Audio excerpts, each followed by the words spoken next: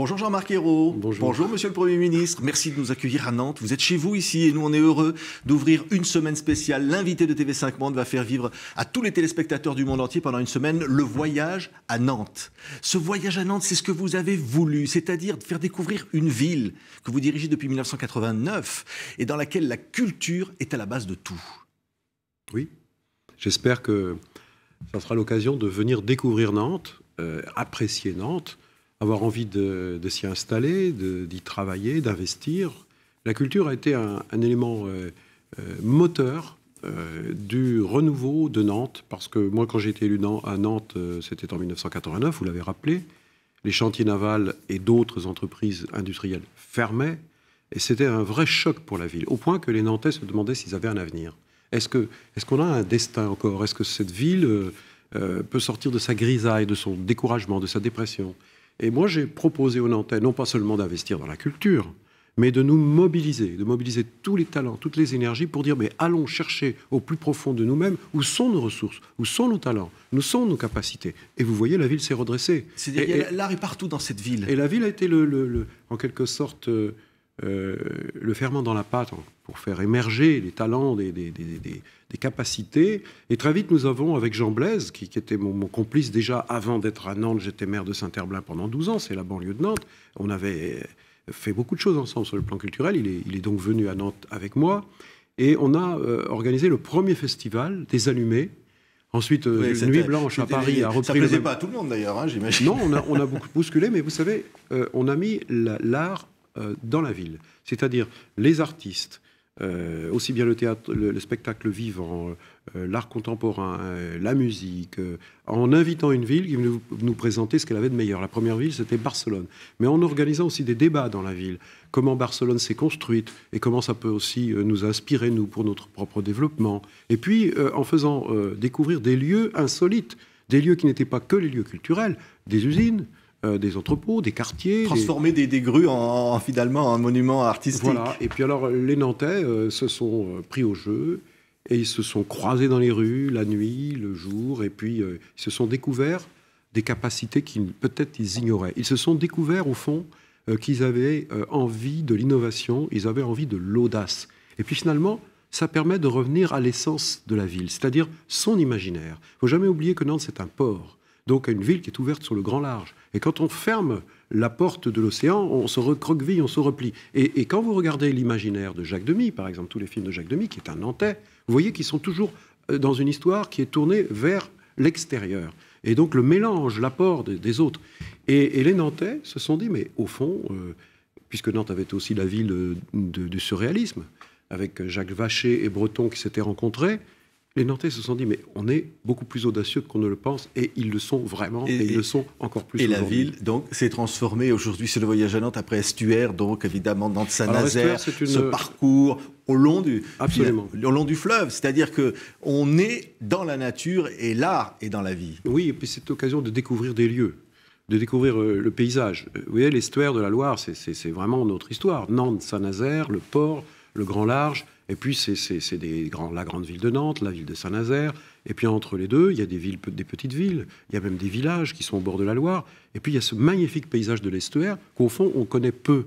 Et donc, l'idée que nous avons eue dans cette biennale d'art contemporain à l'échelle de Nantes-Saint-Nazaire, à l'échelle de l'estuaire, a permis d'installer des œuvres pérennes d'artistes du monde entier. De Buren, par exemple, des symboles de la ville. À Nantes, ou des artistes japonais, ou encore à Saint-Nazaire, et à chaque fois, ça permet de découvrir des lieux qu'on ne connaissait pas. Un petit village comme Lavaux, par exemple, personne n'y allait. Maintenant, c'est devenu un lieu de visite, et surtout, c'est la commune qui a plein de projets et qui a retrouvé du dynamisme et de la fierté. Et vous dites, et vous avez répété ici, il ne faut pas s'arrêter, il ne faut jamais s'arrêter. Aujourd'hui, vous êtes Premier ministre, Jean-Marc Ayrault. Justement, ça m'inspire. Oui. Ça inspire. Ça va vous inspirer en tant que Premier ministre, tout ce que vous avez fait ici? Oui, c'est une expérience extraordinairement riche. C'est-à-dire la capacité à mobiliser des gens différents sur un projet, même s'ils ne votent pas tous de la même façon. Projet de redressement économique, productif, ça fait partie des priorités nationales. Projet de rénovation de notre système éducatif, l'enseignement supérieur, la recherche. Ici, à Nantes, moi j'ai toujours mis en œuvre une méthode, mais Jacques Auxette à la région, on fait la même chose, c'est-à-dire qu'on met autour de la table les acteurs économiques, les acteurs du monde salarial, des syndicats, mais aussi du monde de la recherche, de l'université, de la formation, de la culture, le monde associatif. C'est une méthode héros, on dirait? C'est votre méthode? En tout cas, moi, c'est la méthode que j'ai utilisée. Et je trouve qu'elle est performante parce qu'elle mobilise les acteurs dans ce qu'ils ont de meilleur. Vous diriez, ce que vous avez fait à Nantes, vous pouvez le faire pour la France, selon une formule connue. Oui, c'est bien, on a dit ça, mais en niveau de la méthode, pourquoi est-ce que j'ai pris l'initiative d'organiser une conférence sociale, par exemple, qui va avoir lieu en juillet, qui va être ouverte par le président de la République, François Hollande? Parce qu'on va enclencher une nouvelle méthode. C'est-à-dire mettre autour de la table tous les partenaires pour redresser le pays. La même chose quand on va lancer des grands projets en direction des petites et moyennes entreprises pour la rénovation de notre système productif, qui est très important pour l'emploi et la compétitivité de notre pays. On va s'appuyer sur les régions davantage. On le fera aussi sur la formation professionnelle pour lutter contre le chômage des jeunes. Vous voyez, c'est une méthode qui, à mon avis, est la méthode qui correspond le mieux à l'époque que nous vivons. Parce qu'on a besoin de mobiliser tous les acteurs. On ne peut pas réussir à redresser la France si on n'est pas capable de les mobiliser. Si on pense que tout se décide que d'en haut, je pense qu'on se trompe. Oui. Mais par contre, il faut qu'en haut, il y ait une volonté politique. Il faut qu'il y ait un objectif, un cap qu'a fixé le président de la République. Il faut qu'il y ait une majorité à l'Assemblée nationale, on va dire. Là, par exemple, c'est l'actualité. Je vais être très clair avec vous. Les Français ont voté pour un président. Il s'appelle François Hollande et qui, effectivement, vient au pouvoir avec ses propositions, son projet, son cap, son objectif de redressement du pays dans la justice. Et s'il n'y a pas de majorité parlementaire à l'Assemblée nationale, ce vote sera déçu. Mais là, les sondages disent que vous allez avoir la majorité absolue. Oui, mais c'est les électeurs qui votent. Donc je leur redis encore, puisque nous sommes à la veille... C'est pas gagné, c'est ça que vous dites? Rien n'est jamais fait d'avance. C'était déjà vrai à l'élection présidentielle. Ceux qui disent les jeux sont faits devraient avoir plus de respect des électeurs. Moi, je les invite à la cohérence, au bon sens, et j'ai confiance dans le sens politique des Français. Parce que je pense qu'aujourd'hui, on voit la crise de l'euro, les difficultés que nous avons pour redresser la croissance, relancer la croissance en Europe. Il va falloir que la voix de la France pèse. Vous imaginez une division, une cohabitation? Ça serait un affaiblissement de la France. Ça serait considérable. Donc pour redresser le pays, on sait qu'il faudra des efforts. Il faudra de la force aussi dans le message qu'on adressera à nos partenaires. Et puis il y a une porosité entre l'UMP et le Front National. Alors ça, il y aura peut-être des députés Front National. Et puis il y a cette polémique de cet imitateur, cet artiste, puisqu'on parle d'art, qui a piégé Nadine Morano, qui affirmait dans un entretien, elle croyait qu'elle s'adressait à Louis Alliot, que finalement Marine Le Pen avait beaucoup de talent. Oui, mais ça, c'est quand même la vérité qui sort de la bouche de ce que pense vraiment Mme Morano. C'est très grave. Elle a déjà dit qu'elle avait des valeurs communes avec le Front National, là, piégée par un humoriste. Elle dit tout haut ce qu'elle pense vraiment. C'est-à-dire, au fond, elle est prête à l'alliance avec le Front National. Elle n'a aucun complexe. Et donc, il faut que les dirigeants de l'UMP dénoncent cela. Il faut qu'ils sortent de leur tartufferie. Nous sommes ici à Nantes, donc en Loire-Atlantique. Il y a un député UMP sortant, le maire de Pornic, qui, lui, a passé alliance avec le Front National. Il a discuté, et puis maintenant, au deuxième tour, la candidate, qui est la secrétaire départementale du Front National, appelle à voter pour lui. Je peux vous dire qu'ici, dans cette terre de l'Ouest, dans ce département de Loire-Atlantique, qui est très attaché aux valeurs humanistes, bien au-delà du clivage droite-gauche, beaucoup de gens ont été choqués. Et je suis sûr que dimanche prochain, beaucoup d'électeurs qui ne sont pas socialistes désavoueront ce jeu délétère et qui, au fond, rompt ce que Jacques Chirac avait toujours affirmé, c'est-à-dire qu'il faut un cordon sanitaire entre les idées du Front National et celles des Républicains. Et ça ne veut pas dire qu'il ne faut pas écouter les électeurs qui votent Front National.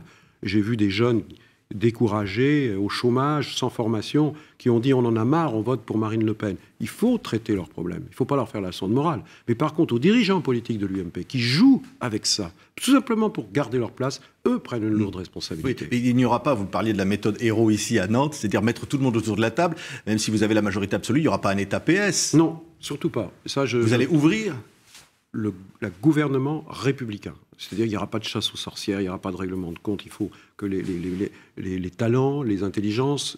Je prends par exemple les fonctionnaires, les hauts fonctionnaires. Je ne leur demande pas leur étiquette politique. Je ne leur demande pas ce qu'ils ont voté à la présidentielle. Je leur demande simplement de servir. Et l'immense majorité d'entre eux n'attendent que cela, que ce message-là. Servir l'État. C'est leur mission, mais ils attendent qu'on leur fasse confiance et qu'on leur rende au fond leur honneur et leur vocation. Et moi, c'est ma conception de la République. J'ai toujours travaillé avec les représentants de l'État, quels qu'ils soient, même s'ils ont été nommés par le pouvoir en place. À partir du moment où vous avez qu'un objectif, servir l'intérêt général et veiller à l'intégrité et à la solidarité de la République. Ça, c'est le plus important pour moi. Jean-Marc Ayrault, on est ravis TV5 Monde d'être là pendant toute une semaine, donc on va vivre avec ce voyage à Nantes. Je précise qu'évidemment, c'est un projet que nous avions, bien avant que vous soyez nommé d'ailleurs Premier ministre. Déjà. Et on est très heureux de dire finalement ici, la France France s'invente dans ces régions, ici à Nantes par exemple, avec ces artistes, avec tous ces acteurs formidables. Oui, parce qu'il faut faire confiance aussi à tous les talents qui émergent. Je pense à tous ces jeunes artistes dans toutes les disciplines, que ce soit le spectacle vivant, la musique, les arts plastiques, enfin toutes les formes d'art. Et il y a même les arts du cirque, il y a pas les arts de la rue, il y a tout le graphe, il y a des choses extraordinaires. Et c'est aussi du développement économique. Les pays qui sont en crise, les pays qui ont à faire face à des mutations.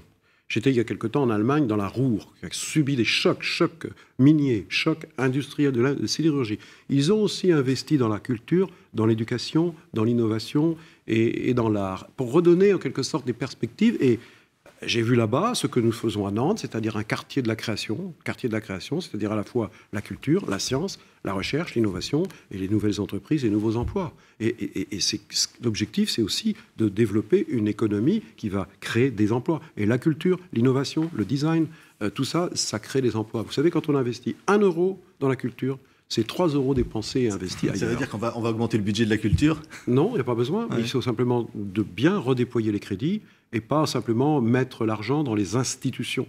Moi, j'ai envie de mettre l'argent public pour la culture, pour soutenir l'innovation, l'invention, la créativité, le soutien aux artistes. Et il y a une chose qui ne trompe pas sur l'efficacité économique de cette politique.